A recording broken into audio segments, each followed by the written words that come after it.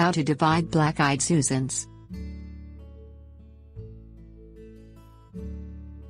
This great wildflower of North America is among the famous group of wildflowers that inhabit the prairies. The black-eyed Susans were the first to become domesticated garden flowers. Showy flowers brighten summer and fall beds. They are good cut flowers that will rebloom late in season after earlier cutting. They are excellent in sunny borders, mixed with clumps of ornamental grasses, or naturalized in meadows. How to divide black-eyed Susans. Most perennials including black-eyed Susans should be divided every 3 years. Divide these plants with a spade or pitchfork. One can cut the plant ball into several pieces as long as there are significant roots.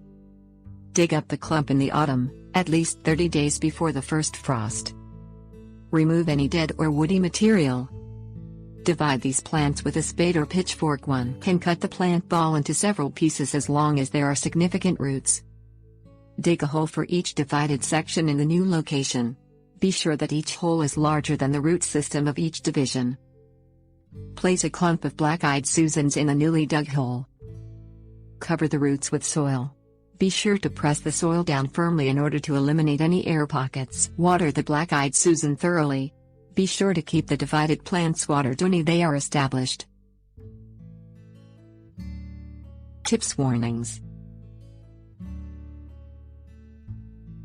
A good rule of thumb to follow for transplanting perennials is if they bloom in the fall, divide and transplant them in the spring. If they bloom in the spring, divide and transplant them in the fall. Rudbeckia will thrive in all but soggy soil. Some species prefer soil that is fertile and moist while others will grow in drier soil. All prefer well-drained soil.